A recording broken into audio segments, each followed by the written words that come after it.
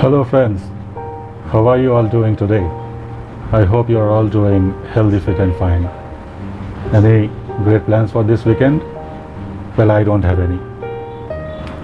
Maybe if I make one, I'll let you know. Today's topic would be little different, wherein I would not be talking about the details of my dialysis, as I do that in the dialysis diary series. In that series, I have given details about my initial days of chronic kidney disease detection, prominent symptoms, the hospitalization, and various other experiences. From now on, I would also sometimes refer to chronic kidney disease as CKD. CKD, this term is used in the medical communities. It's easier to mention rather than saying chronic kidney disease, which is a big one for all the time. So CKD is fine. Now, the topic of today's video is coping with stress and anxiety. I believe that this is something which is not only there for chronic patients, but it applies for everyone, particularly post 2020. For me, the year 2020 had been a life changer, particularly because in the year 2020 I received two major setbacks of my life. Not to mention, of course, the stress that we all received due to the lockdowns, due to the total shutdowns, and then being stuck inside our homes, and there had been so many changes, so many adjustments that we had to do with our lives. For me, in addition to that, there had been two prominent incidents that had happened. One was during the month of July, my mother passed away, and that was something I still consider a life-changing event to me, because I was very attached to my mother, and she had this thing that that she could understand what I was thinking without me saying a word. And this had happened so many times that I had kept wondering that perhaps this particular faculty is there with the mothers only. I mean, when it came to expressing personal feelings, I had never been very good at it. While I can manage, communicating with a lot of people when it comes to the professional life, but when it comes to, personal matters, I had not been a great communicator when it came to express my very inner feelings or thoughts. And my mother was expert in understanding what was going inside my mind, and that used to, I used to be surprised so many times. Dealing with her death was not easy. She was all doing well until one day she experienced a certain chest pain, and then I had to take her to the medical emergency in the mid of the night, and then she was there in the emergency unit of a super specialty hospital for around 6 days. On the 7th day, very early in the morning, I think 6 in the morning, I received a call from the hospital wherein they declared her dead. The reason explained were some infections in the lungs, and there were a lot of medical jargons, but the crux of the matter is she was no more, and acceptance of the fact that I would not be able to talk with such a lively person made me very anxious, made me, send me to a panic mode altogether. She was a person who was very expressive. She was very outgoing, and the house was always filled up with some kind of events, small house events when she was around.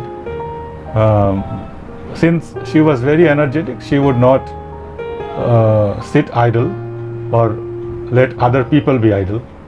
So it was always some kind of activities happening. Now, when she passed away, there was a sudden silence in the house. No one was talking that much, which was obvious.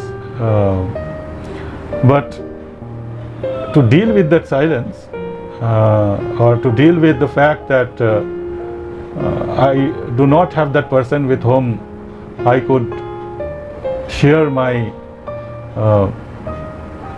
most in-depth experiences, that feeling and accepting that was so difficult to me.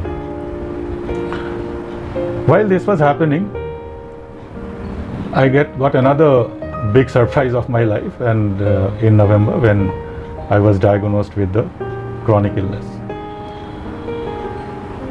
Now, when we are affected with any kind of chronic illness, chronic kidney disease is one type of chronic illness. There could be a lot of other chronic illnesses as well. Now, when we are affected with the chronic illness, we talk about treatments, we talk about change in lifestyle. What we generally do not talk about is the mental health, or the psychological shift that happens in a chronic illness patient. For example, if you are a chronic kidney disease patient, your focus would be to get regular consultations with the nephrologist. Nephrologist is a person who is good at giving you medical advice on kidney problems. But who talks about the psychological changes or the mental stress that a person with a chronic illness is also affected with? How many times does a chronic patient talks with a psychologist, or for that purpose feels very free to talk with a near and dear one? There is a big reason behind why anxiety and depression is so commonly found in patients having chronic illness. The first thing would be, any chronic illness is not there for a 15 or 20 days time period. It is there to stay. Because chronic illnesses, they are mostly dealt with trial and errors. Of course, the medical community does their best to help a person in coping with the disease, but there are absolutely no guarantees. Everybody's body is different. The way the treatment will work on anyone varies from person to person, and any chronic treatment does not come with a guarantee that in this time period you would be cured with. More specifically for chronic kidney disease. So, the person with chronic illness is subjected to an uncertain life, and uncertainty is very much a friend for that person. The life becomes very limiting life becomes very restricting. I consider my experience with CKD as a life changer because it has totally restarted my life.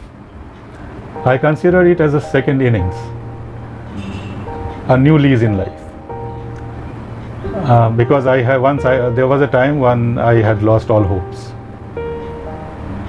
and it was a mix of when I was already trying to deal with my mother's passing away, and then all of a sudden such a huge blow that my kidney function has ceased. So coping with both of them was not easy. It took me a lot of inner courage, inner strength, and inner spirit to keep me hopeful in the very darkest days. I still remember during the initial days of dialysis, while lying in the bed, I had cried because of my feeling of hopelessness, my feelings of uncertain life, my feelings of confusions. There were so many questions which I didn't have the answers. So with time to pass, with the various research I am doing right now, and the questions that I asked to the different doctors, I'm getting some knowledge, but again it's very less, I'm sure, because understanding human body is the biggest puzzle, and I'm totally sure of it.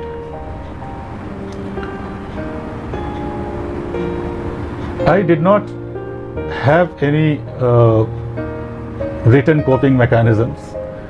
Neither I had a formula how to get out of that darkness which started in November 2020.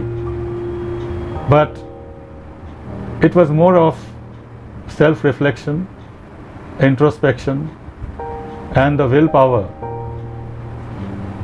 to emerge from this very darkness that has kept me going.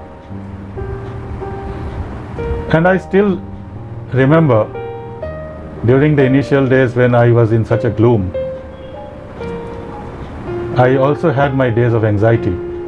I also had my days of depression. But with time, I have taught myself to come out of it. It's not that I do not feel low at times, even these days, I do. Because my life had been so limiting after that. But again, I still believe that there had been so many changes that has happened in my lifestyle, and that has happened for good. The major changes that happened in my lifestyle would be, I have totally quit the social smoking and drinking that I used to do once. I had almost given up with food from outside. Whatever I eat is all homemade these days. No binge eating for the last 1.5 years. I go to sleep early. I wake up very early. But again, there are days when I have sleepless nights. Sleeplessness is very common with CKD, and it's not something, I mean, in most of the CKD patients I have found that it is there. And the other things would be taking walks every day. So in this course of time I have already reduced 30 kilos, which is actually a good number. My process of learning